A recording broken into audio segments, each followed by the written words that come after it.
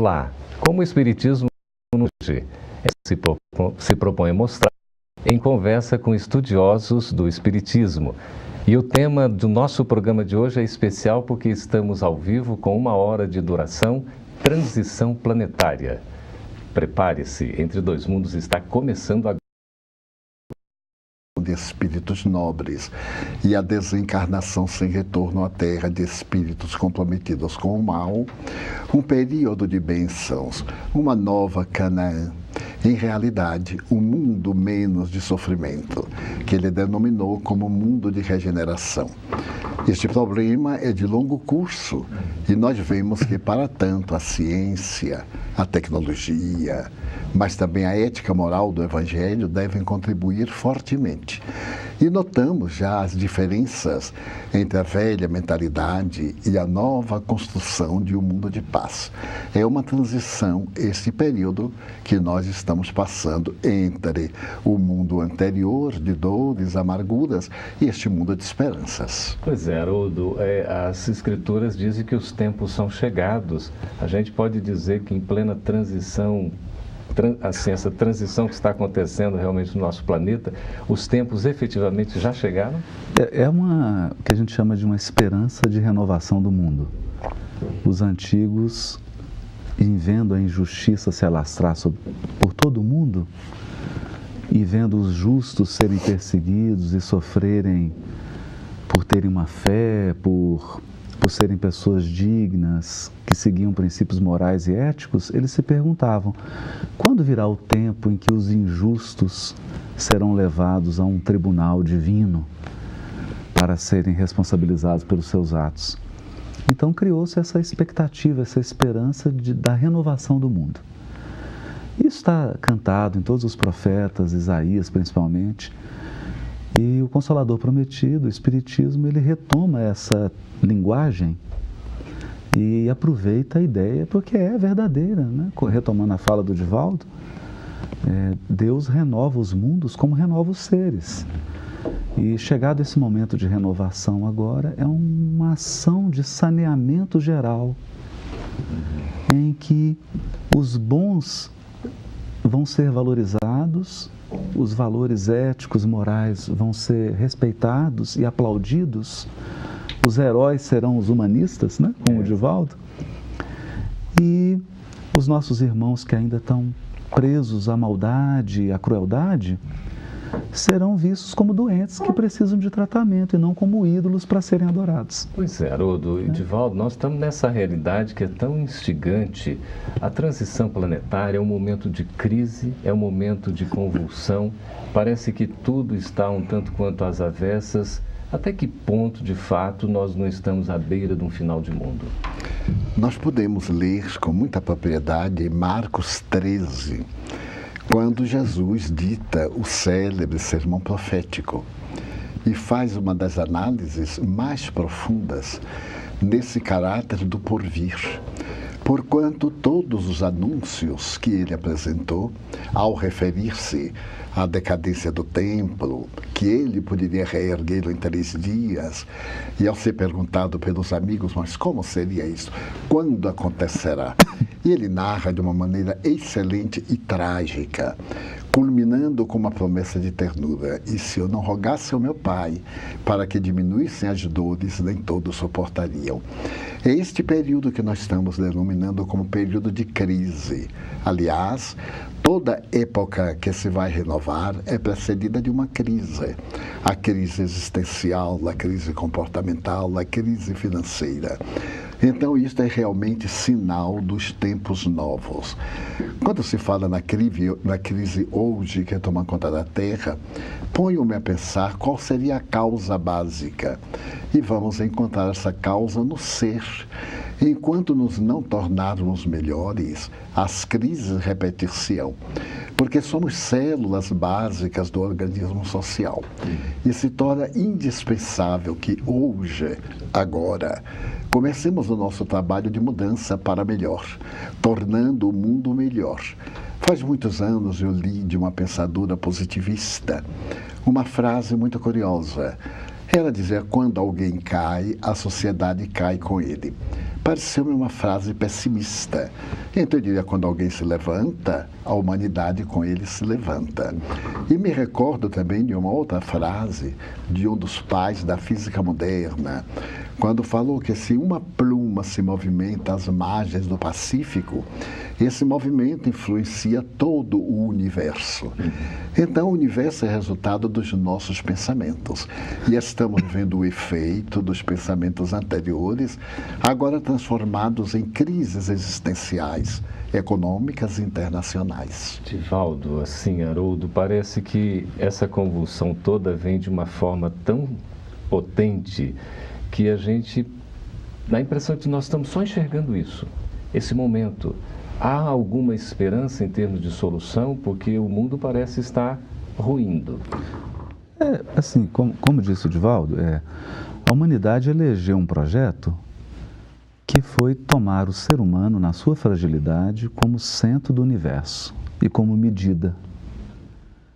E agora nós chegamos a um fracasso, uma espécie de falência desse modelo.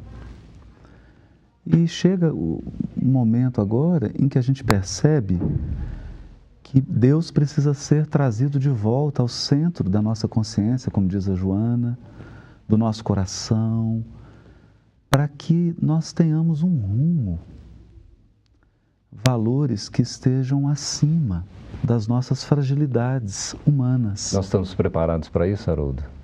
Eu acho que descemos tanto, ainda vamos descer mais um pouco, e que chega um momento em que não há mais alternativa a não ser subir. Nós não estamos no auge da crise, não, Divaldo? Ainda não. Segundo os benfeitores espirituais, esse processo de decadência moral não tem fundo. Como uma escada que não tenha último degrau. Sempre se pode descer um pouco mais. No entanto, nessa descida dos valores ético-morais, a perda de sentido humano nos fará tão amargurados, como afirmou Haroldo com propriedade, que a única alternativa é ascender, é libertar-se dos miasmas, dos pântanos, dos vales sombrios por onde temos andado, na direção dos planaltos da fé. Faz 280 anos aproximadamente que um pensador inglês, Thomas Hardy, anunciava: o ser humano perdeu o endereço de Deus à sua época. Eu tomaria emprestada a sua frase e dizia: o ser humano perdeu o endereço de si mesmo. O indivíduo perdeu as opções, passou às opções aligeradas, aos prazeres imediatos, ao desfrutar do tempo agora, olvidando que o agora, ao iniciar-se o prazer, já é passado também. E essa sede que faz lembrar a sede da água do mar, sempre se sorve mais, está levando-nos a buscar uma água diferente, a da tranquilidade e da harmonia que o Evangelho de Jesus nos pode dar. A fazer este homem, que é o nosso modelo e guia, voltar a comungar conosco, tirá-lo da cruz e colocá-lo ao nosso lado como um amigo que conversa, que participa das nossas dores, e que nós introjetaremos de tal forma que ele reflita na nossa palavra, no nosso comportamento e consiga mimetizar outros. Então é assim que nós pensamos essa transição planetária. Nós estamos ao vivo, já começando aqui a receber as primeiras perguntas. Solicitamos aos nossos amigos que façam as suas perguntem, né, as suas sugestões que tiverem, enfim, as dúvidas, para que a gente possa aqui, com a presença do Divaldo e do Haroldo, responder. Haroldo, a questão do Apocalipse, nós poderíamos afirmar que estamos vivendo nesses tempos finais o que foi previsto por João Evangelista ao redigir mediunicamente o Apocalipse? Eu diria que nós estamos assim nos últimos ais do Apocalipse, porque a partir do momento que João tem as suas visões lá em Patmos, daquele momento em diante começa a se concretizar o Apocalipse, porque o próprio livro ele mostra um desenrolar. Abre-se selos, aí o último abre mais um conjunto de fatores que vão se abrindo. E é importante a gente perceber que é um processo. As coisas vão acontecendo aos poucos, mas a gente não deve ser tomado de medo, porque tem um amparo espiritual. Esse não é um processo caótico. É interessante isso.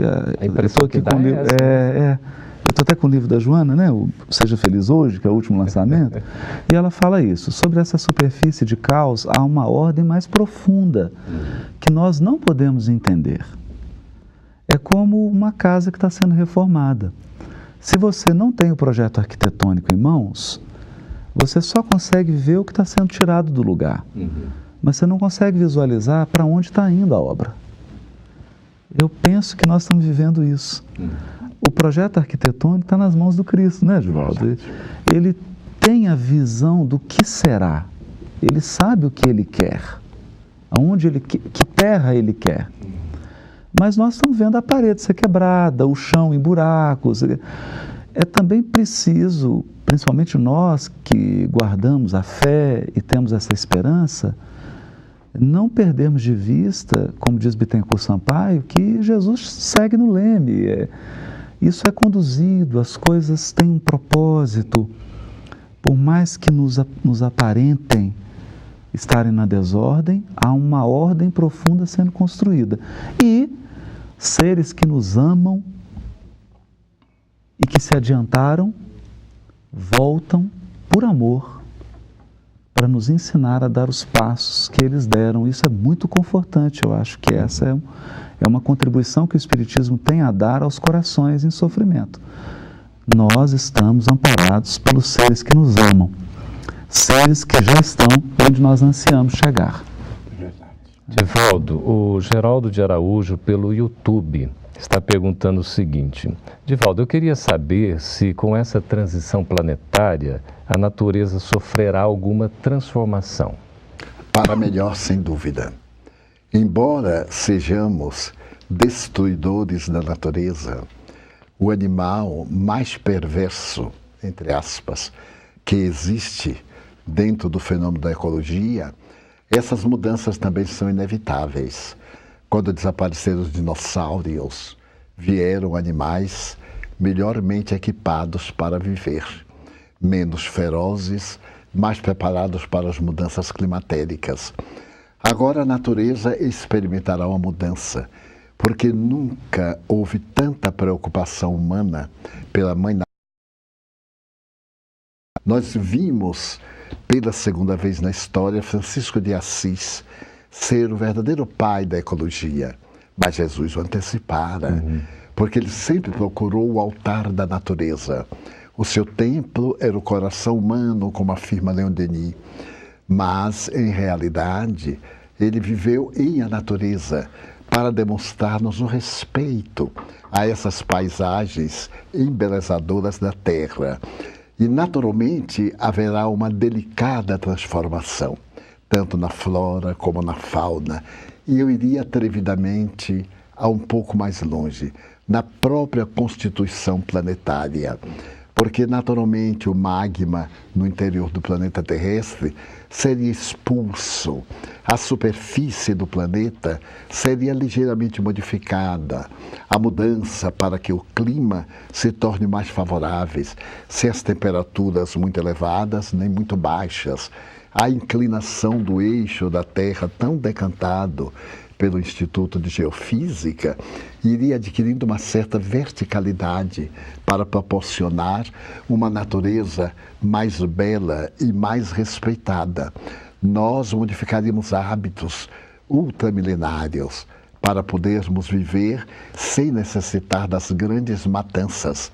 Encontraremos soluções para os problemas da destruição, como observamos neste momento, a destruição das florestas para alargamento das habitações humanas, o desaparecimento de muitas espécies ou espécimes que tiveram seus lares destruídos, eles estão invadindo os lares dos chamados civilizados. Então, essa transformação será generalizada. Eu anelo e sonho por este momento que virá e que já está acontecendo desde quando Allan Kardec nos apresentou a nova luz, a luz da certeza e da esperança através do Espiritismo, a mudança de natureza física, moral, emocional do planeta terrestre. Maravilha. Ok, nós temos uma pergunta aqui do Felipe, que nos faz via YouTube, Haroldo. A gente vai fazer a pergunta e nós vamos chamar um intervalo para ficar a curiosidade aqui, tá certo? Bom, o que os espíritos dizem? O que os espíritos dizem acerca da degradação planetária que estamos causando na atualidade? Exatamente o que o Divaldo está falando, né? O que os espíritos nos dizem a respeito disso? Pode começar a responder. Pode começar? Bom, o ambiente, como a casa, reflete o morador. Então, o que a espiritualidade sempre advertiu é que o ambiente em que vivemos retrata o nosso estado psíquico, o nosso estado de ânimo. Então, era previsível, sim, que num processo de degradação moral, intelectual, esse processo nós vivemos hoje no mundo em que a mediocridade é aplaudida. Hoje nós vivemos um momento em que a mediocridade é aplaudida. Impressionante, né? Os nossos heróis não são as professoras, os professores, os educadores, os homens e as mulheres de bem, que se sacrificam para sustentar a comunidade. São outras criaturas que às vezes vivem da exploração alheia. Então, esse processo de degradação moral, ele se reflete no ambiente, é natural. Então, é claro que os espíritos aguardavam que isso se refletisse. Mas, quando Jesus traz o Evangelho, ele o traz na certeza de que o homem interior será renovado. E quando se renova o homem interior, o ambiente segue naturalmente e passa a refletir o ser humano que o habita.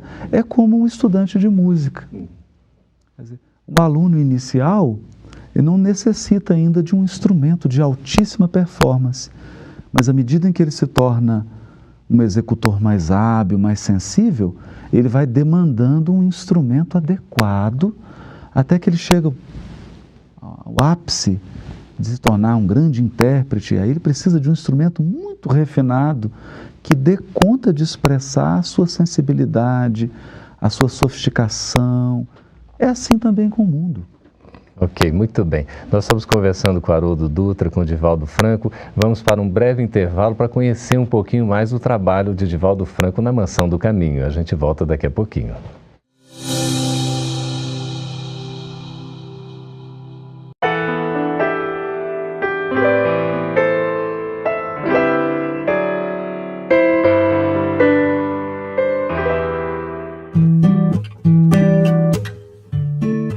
A partir de 1952, em Salvador, na Bahia, esta agradável área de jardins coloridos começa a ser palco de inúmeras histórias de superação.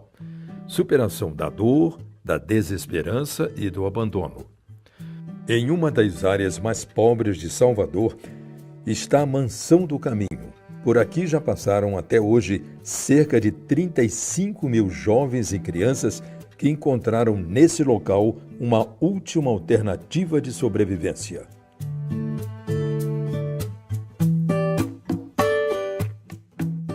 Uma obra de amor erguida em homenagem à Casa do Caminho, nome dado em referência ao local criado pelos primeiros cristãos para abrigar os mais desalentados da época. O espaço é um complexo de 78 mil metros quadrados e abriga setores de saúde com policlínica, laboratório e centro de parto normal. Em um projeto educativo de vanguarda, contempla escola de educação infantil e de primeiro grau, curso de informática, espaço de educação integral e de artes. A Mansão do Caminho ainda conta com um importante setor de assistência social que atende a necessidades específicas da comunidade, como auxílio a idosos e portadores de doenças irrecuperáveis.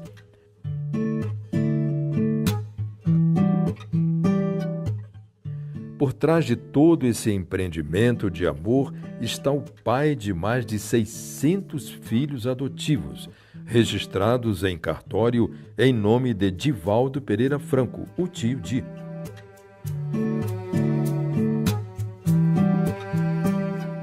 Ainda na infância, despontaram as primeiras experiências com a mediunidade, atributo que o direcionou para a execução dos ideais que abraça desde jovem.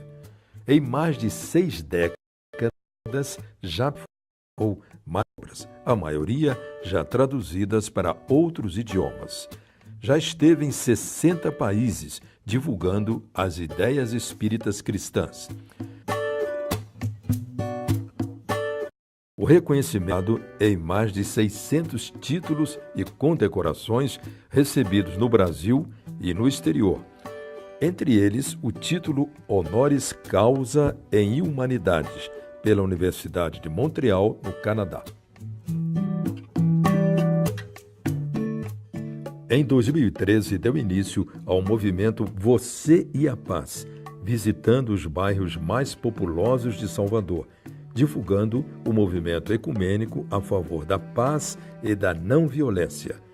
Em abril de 2013, em decorrência dessa nobre iniciativa, foi convidado a discursar na sede da ONU em Nova York. Divaldo Pereira Franco representa um dos maiores exemplos brasileiros de pacifismo em atuação pelo mundo, recebendo o título de Embaixador da Paz, concedido pela Ambassade Universelle pour la Paix, em Genebra, na Suíça, em 30 de dezembro de 2005. Seu esforço em prol dos mais necessitados tem contagiado milhares de pessoas no Brasil e no exterior. Hoje, o jovem idealista, que há mais de 60 anos escolheu o amor, recolhe o apoio de uma admiração de uma multidão de pessoas. Podemos tranquilamente dizer que ele é um dos maiores humanistas do país. O professor Divaldo Pereira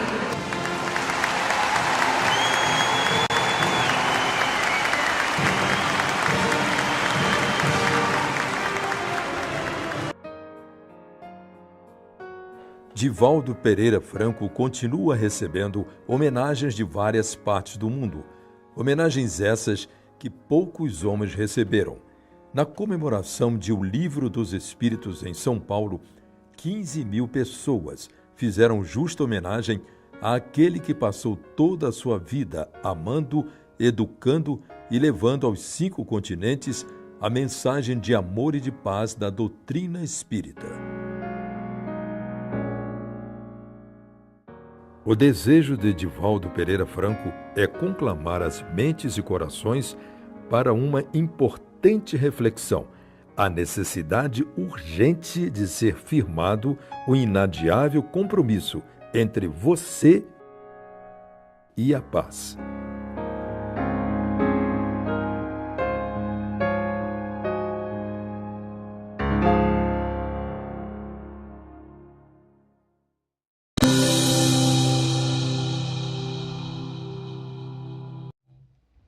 Estamos de volta ao vivo com Entre Dois Mundos, sendo acompanhados por milhares de pessoas em todo o mundo. Muito obrigado por sua audiência.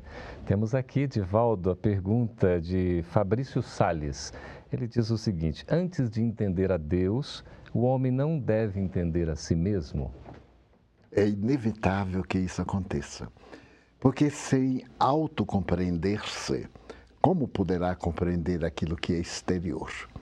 Não se entendendo a si mesmo, que é uma proposta psicológica e que tem resultados materiais, como conceber Deus que transcende a nossa capacidade? Por isso, na questão 919 do Livro dos Espíritos, Allan Kardec pergunta qual o método mais prático, mais eficaz para se ser feliz neste mundo e superar as más inclinações. E vem a resposta, um sábio da antiguidade já vos disse: conhece-te a ti mesmo. Essa busca interior é a viagem para a busca do Deus interno. E depois que o encontrar, permitir que esse fascículo de luz, na opinião de Emmanuel, através do venerando Chico Xavier, transforme-se no incêndio interior que faculte o entendimento de Deus, o autor do cosmos. Que maravilha. Haroldo, Adriana do Vale aqui pelo Facebook. Quem foram esses espíritos que hoje fogem da Síria, já que a gente está falando nesse mundo em transição, não é? E os que atualmente habitam com tanto sofrimento no Haiti? Bom, Difícil. Sem adentrar numa informação precisa reencarnatória, porque aí nós precisaríamos do Divaldo concentrar e utilizar a sua mediunidade, né? Mas nós podemos fazer uma avaliação, porque nós costumamos nos esquecer de diversos movimentos trágicos da humanidade. Eu vou dar um exemplo. Ao ler o livro Paulo e Estevão, tem um momento em que Paulo está em Roma e bairros de judeus, mas que cristãos, quer dizer, judeus convertidos ao cristianismo, moravam, foram denunciados por próprios judeus, as autoridades romanas, e homens, mulheres e crianças foram surpreendidos no meio da noite, presos e levados ao sacrifício. Esse tipo de fenômeno de perseguição religiosa ocorreu, por exemplo, em Alexandria, com a Hipátia, a grande sábia grega. Então, nós, espíritos que habitamos a Terra, já passamos por diversos movimentos de intolerância política, religiosa, intolerância sexual, e vários tipos de intolerância. E muitas vezes ocupando a posição de agressores e de intolerantes. Então nós poderíamos citar na própria Revolução Francesa, nas cruzadas, vários movimentos.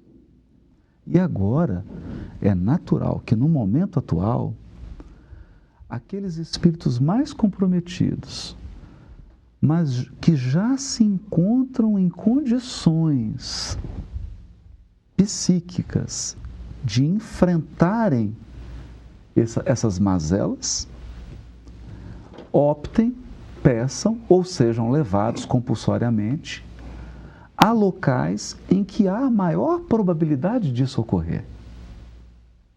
É o que está acontecendo. Como a Síria, o Haiti e outras regiões.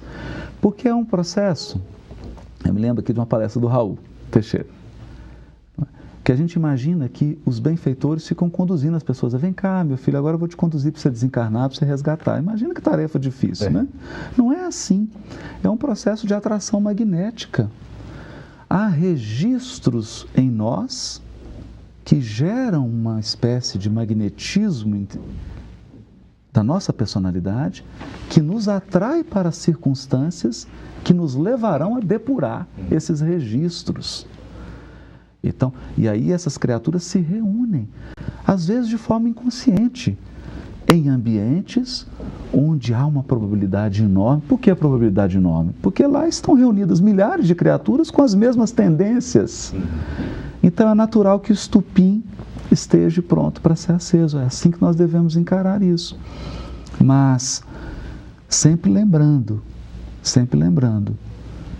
que tudo isso faz parte de um quadro também de experiências, porque ao optar pelo mal, e o Criador, em respeito ao nosso livre-arbítrio, nos dá esse direito, é preciso experimentar todos os seus sabores.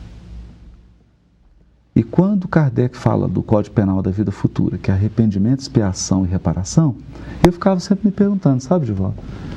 Agora, se eu já me arrependi, e se eu vou reparar, por que expiar? Qual a necessidade? Então eu fui meditando e entendendo, né, a minha visão, né? Que a expiação é quando Deus te troca de lado. Porque uma coisa é você estar na posição de quem agride, outra coisa é você estar na posição de quem foi agredido. Essa inversão de papéis provoca uma profunda transformação no nosso psiquismo, porque a gente passa a valorar de modo diferente certas condutas. É como nossa avó nos dizia, pimenta no olho do outro não arde, né? Exato. Então, quando a providência divina nos coloca numa outra posição, aí nós, como diz a Joana, nós reconfiguramos o nosso sentido psicológico da vida. Você estabelece uma nova pauta de valores. Haroldo, É doloroso, citou, mas é necessário. É verdade. Dói, mas é preciso, Mas né? é necessário. Você citou aí o nosso querido Raul Teixeira, que está aqui conosco no estúdio da FEB TV aqui em Brasília. Divaldo, Queixim Imura, pelo YouTube, pergunta o seguinte, e o nosso tempo vai voando, é impressionante, né? Sobre as datas 2019 e 2059, qual marcará a transição efetiva dos mundos? Penso que não será uma fatalidade pré-determinada, porquanto as leis divinas são de justiça, mas também de misericórdia. Na profecia anotada por Marcos, Jesus refere-se que se ele não interferisse junto ao Pai, as dores seriam muito maiores. Disse-o em outras palavras. Então, estabelecer-se uma data para que seja definitiva. Então, no dia X, acontecem muitas tragédias e no dia Y estaremos todos modificados. É um pouco de utopia. Quizás, nesse período, haja algum acontecimento marcante. E quanto à afirmação ser colocada na boca de Chico Xavier, eu confesso que a mim me surpreendeu muito, para que ela fosse feita após a sua desencarnação, muitos anos depois, utilizando-se da memória mediúnica. Muito bela a colocação. Mas a mim me parece que se o Chico houvesse pedido segredo, esse segredo seria em tempo indeterminado, em homenagem e respeito à sua palavra. Mas desde que veio ao conhecimento público, estabelecendo-se que era a sua palavra, eu confesso pessoalmente que espero o ano 20 com muita tranquilidade, o ano 22, o ano 50, o ano 60, porque vai depender muito essa transição da nossa mudança. Se modificarmos de atitude mental, de atitude comportamental, se de repente preferirmos o abraço fraterno à traição, ao estado de desgaste da criatura humana, mudam-se os métodos, os recursos da reparação, que está incluindo-nos a nós todos. O Haroldo fez uma colocação que eu nunca tinha pensado a respeito da reparação. É muito bom quando nós somos o algoz, mas quando mudamos de postura, estamos no lugar do outro, é muito diferente. E isto ocorreu-me num dia que eu estava muito cansado e encontrei uma pessoa que não tinha tato psicológico e me tomava muito tempo. E, gentilmente, eu aqueci, até chegar ao momento em que eu não aguentava mais, estava abalada a saúde. E nesse momento eu ia pedir para a pessoa cessar, porque eu desejava libertar-me. Então eu ouvi suavemente a voz de Joana de Anjos dizendo assim: meu filho, coloque-se do outro lado. A sua posição muito cômoda, você está ouvindo, você vai aconselhar. Parece-lhe cansativa a queixa do sofredor. Mas se fosse você o sofredor, o que faria? Eu então sorri e disse assim: pois é, meu filho, como é mesmo que foi? Vamos começar tudo de novo. Essa resposta aí do Divaldo. Posso tomar uma partezinha? À vontade. Assim, né? Pois não. Lembra? Porque essa questão das datas, precisa tomar um cuidado com... Até aproveita aqui o Sidney, né? Exatamente, ele está perguntando sobre essa questão. Gostaria de saber sobre a data limite. Olhando para a natureza, como diz Cassimiro Cunha, é a cartilha da natureza, porque Deus escreve no livro da natureza. Quando nós dizemos, começou hoje a primavera, ninguém imagina que meia-noite você estava no inverno rigoroso e no dia seguinte acordou e está tudo cheio de flores. Exatamente. A natureza apresenta, evidentemente, datas, porque as estações elas estão vinculadas ao movimento de rotação da Terra em torno do Sol. E a Terra movimenta-se em torno do Sol, mas o Sol se movimenta em torno de outras coisas, que se movimentam em torno de outras coisas, a própria galáxia se movimenta em torno... Então, há um movimento geral no universo inteiro que gera ciclos. Mas esses ciclos não implicam em calendários humanos. Eles estabelecem etapas. E essas etapas, elas se dão num processo gradativo. Como é? Você está vivendo o inverno, o inverno começa, fica rigoroso, vai decaindo. A primavera começa de leve, atinge o seu ápice, decai. O verão chega, o outono e novo inverno. Quando a gente entende isso, a gente para de pensar em dia. Por isso Jesus disse, daquele dia e hora, nem o Filho, nem os anjos sabem, mas só o Pai. Porque você vai entrando em ciclos cada vez mais amplos que fogem à nossa compreensão.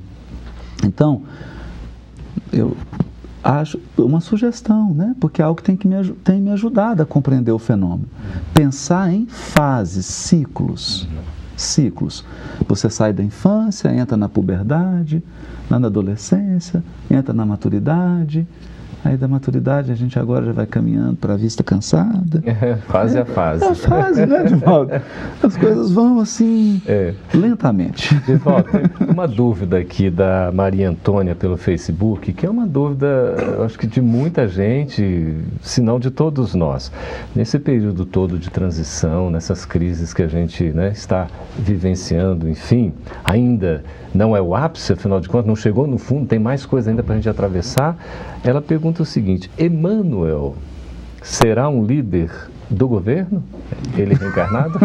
Seria muito atrevimento profetizar que fará o espírito sábio Emmanuel. Que ele será um membro da governança divina, sem dúvida. Mas o recurso de que se utilizará escapa-nos a todos.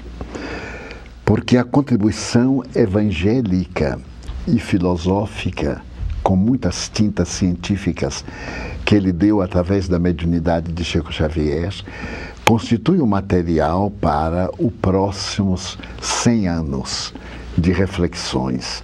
A coletânea daquelas mensagens diárias que a FEB, no momento muito feliz, reuniu em 3 ou 4 volumes, são um atestado da sabedoria desse espírito. Hoje, na carne, dominado pelo véu relativo do esquecimento, ele trouxe traçada uma tarefa missionária, sem dúvida, que nos escapa. E talvez ela pode ser neste ou naquele capítulo. Falam-me que ele viria na condição de um professor, de um mestre. Mestre, com letra minúscula, que ele sempre foi desde o início das comunicações. Mas pouco importa em qual função ele venha. Ele já é um dos símbolos da Era Nova. Que maravilha. E à sua semelhança, outras entidades venerandas de ontem, de hoje e também de outra dimensão.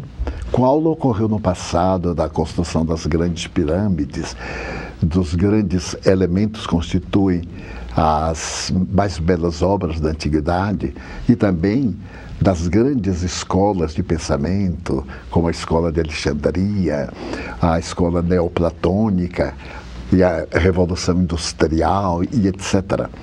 Então, não acredito que ele seja um homem vinculado à política dependente de partidos.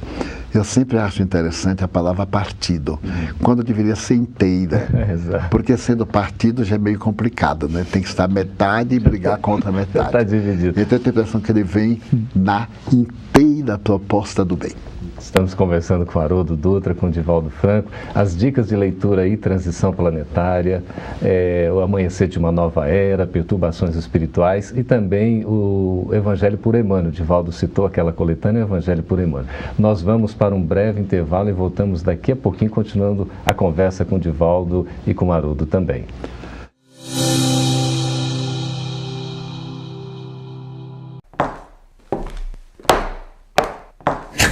Eu preciso falar com você que está assistindo ao Entre Dois Mundos. E aí, você está gostando? Então, este programa precisa de você para se manter no ar. E sem a sua ajuda, nós vamos parar. Colabore com a divulgação do Espiritismo fazendo uma doação para a Federação Espírita Brasileira. Acesse o site www.febtv.com.br/quero ajudar e saiba mais como contribuir com a sua TV Espírita. Não deixe essa luz apagar.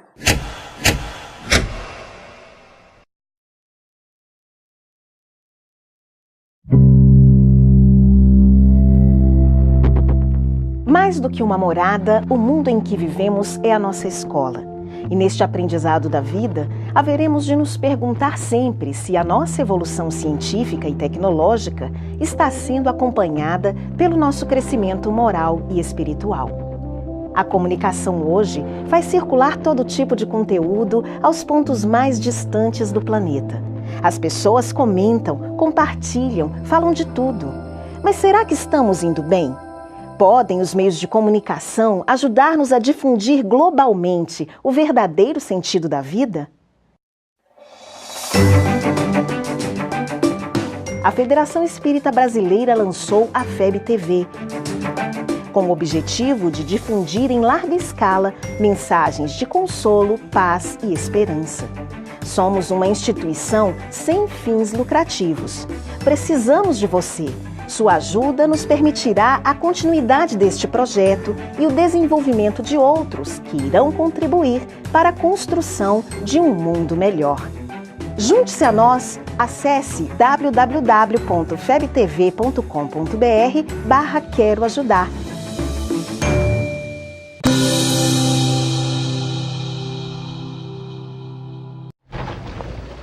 Estamos de volta com Entre Dois Mundos ao vivo. Você que está nos acompanhando, estamos sendo acompanhados por milhares de pessoas em todo o mundo. Obrigado pela audiência. Estamos também à disposição para esse programa ficará free, livre para todos os que quiserem assisti-lo depois, aí pela internet, no site da FEB TV, pelo YouTube, pelo Facebook, enfim, vai estar acessível para que todos possam desfrutar desses momentos tão gostosos que a gente está vivenciando aqui. Divaldo, Haroldo, são centenas de perguntas. Certamente nós não vamos dar conta de responder todas em 15 minutos que temos, mas as perguntas são interessantes, instigantes e vamos tentar aqui o máximo possível, né, com objetividade a gente conseguir atender. As perguntas são complexas, como essa, por exemplo, Divaldo. A Janaína, de São Paulo, pelo YouTube. Gostaria que falasse sobre esse novo momento conflituoso que parece estar por vir com a eleição dos Estados Unidos. São perspectivas que a nossa imaginação cria. Nunca podemos saber das transformações morais que se podem operar na criatura humana. Também tenho pensado, como qualquer cidadão que deseja o futuro da grande pátria norte-americana, será que o candidato eleito não estabeleceu aquela persona para poder atrair um grande número de pessoas identificadas àquele jeito áspero, irônico e muitas vezes chocante de que ele se utilizou? Segundo a imprensa, ele teria dito que buscaria o conselho do presidente Obama, procuraria uma equipe muito boa. Pode ser que revele uma situação inesperada, não aquela trágica que tememos, porque acima de tudo, o Cristo está no leme. E o barco terrestre chegará ao porto. Não podemos perder a esperança, né, Haroldo? Fraternidade Espírita, Seara de Jesus, diante de tudo isso que tem acontecido no mundo, os espíritos têm falado muito sobre a data limite, o degredo espiritual, né? Aqui a pergunta que já foi respondida, porque afinal de contas são os períodos, né? Vamos ver aqui a Sueli Reis do YouTube, que ela pergunta o seguinte: acreditam que a Terceira Guerra Mundial de fato ocorrerá? Essa é uma boa pergunta para que a gente repense o nosso posicionamento frente à transição planetária. Nós sempre estamos aguardando um fenômeno exterior. Mas basta imaginar que hoje, a cada 4 segundos, uma pessoa suicida no mundo. Nós temos hoje o maior contingente de pessoas em processo de depressão. Na minha profissão, por exemplo, inúmeros colegas não dormem mais sem remédio. Então eu digo, precisa de guerra? Muito bem. Precisa de guerra. Nós já vivemos uma catástrofe no mundo interior. Então, se nós ficarmos aqui como aves agoureiras, vaticinando guerras, conflitos, questões econômicas, talvez a gente perca o foco da causa. A causa está no ser, na intimidade. Então eu acho que é mais salutar voltarmos para esses dramas íntimos e enxergarmos o poder consolador do Espiritismo, porque ele esclarece e ele consola. Esclarece ampliando o nosso horizonte espiritual, a nossa visão, e consola porque eleva a nossa resignação ao nível das nossas provas. Divaldo, o Luiz Antônio Moraes Ferreira, ele faz aqui uma pergunta que acho que é a pergunta de muita gente também. Sabemos que o Brasil é a pátria do Evangelho. Como entender esse preceito diante da violência, da corrupção em que vivemos no dia a dia? É a pátria do Evangelho que ainda não alcançou a sua qualidade essencial. Porque o Brasil é um país sem karmas coletivos, numa visão superficial. Nós percebemos que a América Latina tem sempre estado em lutas. Agora quase que termina, na Colômbia, a velha guerra de 52 anos contra as Farc. E as pessoas estavam tão acostumadas com a guerra que se rebelaram ante a paz, no desejo de vingar os seus mortos, sem importar dos novos mortos que viriam. Então o Brasil tem o karma da escravidão negra e o karma da Guerra do Paraguai. A escravidão negra foi liberada por fim pela princesa Isabel, uma brasileira, embora ficassem os bolsões inevitáveis de um longo período. E Itaipu foi a maneira que o Brasil pagou os prejuízos ao Paraguai, na impiedade da retirada da laguna, nos dias difíceis que diminuíram até a masculinidade, o número de pessoas de sexo masculino no país irmão. Então, o nosso país não tem uma beligerância tradicional. Não é um país clássico de preconceitos contra esta raça, contra aquilo. O brasileiro, graças à miscigenação e aos espíritos que aqui estão, muitos europeus, que vieram resgatar ou preparar-se para levar a mensagem do Evangelho em toda parte. Com respeito a todas as nações, Deus não iria criar uma nova Canaã, destacando-a em uma posição relevante em detrimento das outras. O autor brasileiro sonha com esse momento de fraternidade que um dia lograremos, é a pátria do Evangelho. Pelo número daqueles que hoje abraçamos o Evangelho na visão espírita. É o coração do mundo porque nos compadecemos muito e graças à mentalidade brasileira espiritista, há 90% dos países na atualidade, onde brota o movimento espírita, é com a presença de brasileiros que levaram a semente. Não é questão de que, pelo fato de termos uma destinação histórica muito bela e consoladora, estejamos beijando no meio da rua hoje. Porque o Brasil alcançará, mas é necessário que os brasileiros nos modifiquemos para podermos merecer nessa pátria da esperança. Muito bem. Tiago Alexandre pelo YouTube, Haroldo, Divaldo diz assim, bom dia, gratidão imensa de ouvir estas orientações. Gostaria de saber se essa transição tem um prazo definido para acontecer. O prazo. É sempre o prazo. A fase. Né? Volta naquilo que a gente já comentou, né, Divaldo? Certinho, essa daqui fica respondida. Adriano Alves pergunta então aqui, Haroldo, o seguinte, gostaria de saber se é verdade que os espíritos mais endurecidos que estão a desencarnar, não mais reencarnam na Terra, ou seja, eles estão desencarnando, não vão voltar para a Terra. Essa é a pergunta. E se nesse longo processo aí se dará por muito tempo ainda, ou se já está sendo finalizado? A espiritualidade tem se manifestado, sobretudo pela mediunidade do Divaldo, e também a gente percebe já um indício disso na obra do Chico, sobretudo no A Caminho da Luz, que o processo de saneamento geral da Terra, ele já tem um início a partir da Segunda Guerra. E a gente percebe que ali já começa um trabalho, porque é um trabalho complexo, nós não estamos falando de uma ação de saneamento em um lar, nós estamos falando de um saneamento geral espiritual em um planeta, com mais de 20 bilhões de seres espirituais vinculados ao orbe. É uma ação de vasta proporção e isso demanda muitas décadas. Agora, os detalhes dessa operação nós não temos acesso. Se tem algo bonito que o encarnado pode fazer, é contentar-se com a limitação do nosso horizonte, né? Nós somos soldados. O Emmanuel tem uma frase linda, ele termina o A Caminho da Luz dizendo assim: ao que nos é dado saber, então ele não afirma, ao que nos é dado saber, os cristos planetários do sistema programam a terceira reunião. Aí ele diz assim: o que será deliberado? Não sabemos, porque é vedado ao soldado saber dos planos do general. Fantástico. Nós somos soldados, nós somos cadetes. Essas ações estratégicas de alta envergadura são vedadas à nossa investigação. Que vale mesmo, né, Haroldo? Uma postura íntima no interior. De confiança e de saber que há uma lógica. Jesus nunca tomou decisões incoerentes, porque ele está em comunhão com Deus. E outra coisa, transição planetária, tem bilhões de planetas passando por ela.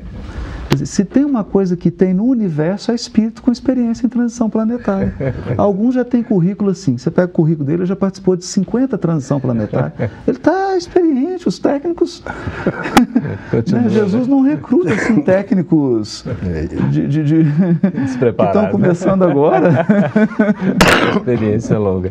Divaldo, a Carolina Dória, aqui pelo portal da FEB TV, pergunta se a gente pode dizer que nós estamos passando por uma verdadeira crise moral. Sem dúvida. A grande problemática da crise é de natureza moral. A perda de uma ética, a perda de um roteiro de segurança, a perda daquela proposta do Cristo, do amor, mas não apenas do amor da libido. A libido é uma forma de amor, mas o amor preconizado pelo Cristo é de muito maior profundidade. É um sentimento de largueza quase infinita, que nós ainda não podemos alcançar, mas que podemos manifestar através da tolerância, da compreensão, da fraternidade, da ajuda recíproca. Isso nós podemos fazer. Que beleza. Nós temos aqui o Enio Moura, pelo Facebook. Haroldo está perguntando assim: o que o Haroldo, essa é para você mesmo, pode nos esclarecer sobre os 2/3 dos espíritos encarnados e desencarnados à esquerda do Cristo que serão exilados? Bom, aí está sendo feita uma interpretação literal de alguns textos do Apocalipse. E nós aprendemos na introdução do Evangelho segundo o Espiritismo que muitos pontos da Bíblia, dos autores sacros, dos evangelhos em geral, eles somente são ininteligíveis por falta da chave. Essa chave está completa no Espiritismo. E nós aprendemos, com o exemplo de Allan Kardec, que não é aconselhável fazer uma interpretação literal do texto bíblico. Esses números constantes do Evangelho de João fazem parte de uma intricada simbologia, que não vem aqui ao caso, esse não é o momento para entrar nisso, que se refere aos ciclos astronômicos, ciclos cósmicos, que fazem parte de uma ordem estabelecida pela sabedoria divina. Então não tomemos esse 2/3, 1/3, isso é um símbolo, isso não é um valor numérico, isso não é para ser contabilizado como número.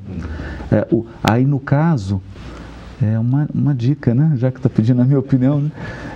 O Apocalipse, todo número no Apocalipse, ele tem uma qualidade. Então, não vamos enxergar número no Apocalipse como quantidade. O número indica um valor.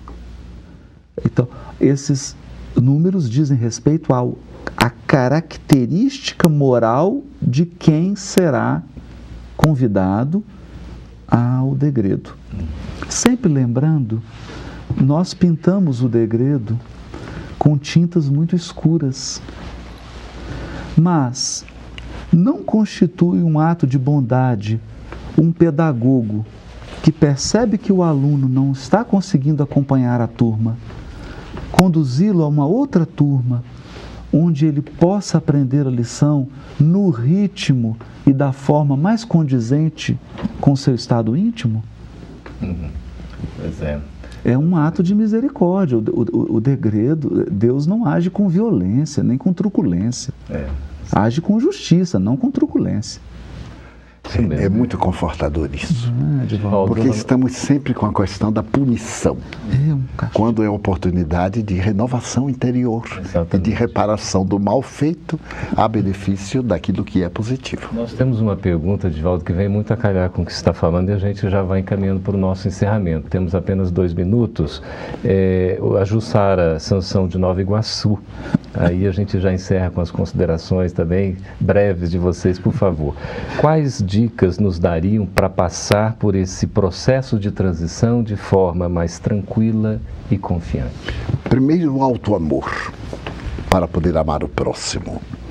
Fazer por si o que gostaria que os outros também lhe fizessem. E ao transformar-se, ter em meta o seu próximo, construindo já um mundo novo. E aí, Haroldo? Então eu vou dizer, de uma maneira bem pessoal. Esse final de semana recebi das mãos de Divaldo um presente, que é o livro Seja Feliz Hoje. Que é o lançamento? Que é o lançamento. E quer saber? Dá uma lida no livro. E pega também a obra lá do Emmanuel que comenta o Evangelho. Então pega o livro aqui da Joana e essa obra do Emmanuel, porque eu encantei com esse livro, porque ele trata disso.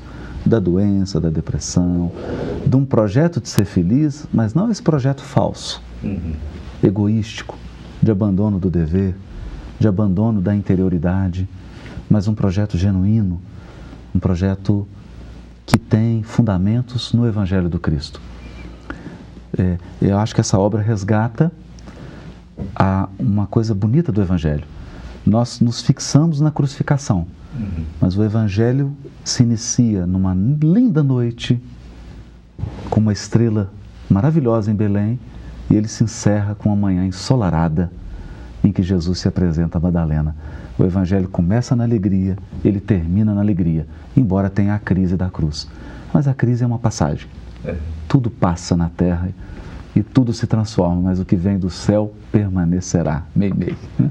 Que maravilha. Queremos agradecer aqui do fundo do coração, viu, Haroldo, a sua presença, os esclarecimentos. Geraldo, eu que agradeço, querido. Obrigado. Divaldo também, muito obrigado pelos esclarecimentos. Mas a oportunidade nossa foi excelente. Muito obrigado a você. Que bom, né? Podemos conversar, trocar ideias. É uma gratidão muito grande. Aqui nós estamos recebendo inúmeras mensagens dos nossos queridos telespectadores, mas são centenas de mensagens. Se fosse responder tudo, ia acabar a transição planetária e nós íamos ficar aqui conversando. Então é isso. Não dá para responder a todas, né? Mas a gente vai inserindo gradativamente no programa Entre Dois Mundos alguns outros questionamentos que, porventura, né, não tenham sido contemplados aqui. Mas muito obrigado mesmo pela presença de vocês, pelos esclarecimentos. Muito obrigado. Agradecemos também no fundo do coração a sua participação, as perguntas que mandaram, as dúvidas, a presença sempre ativa, sempre positiva.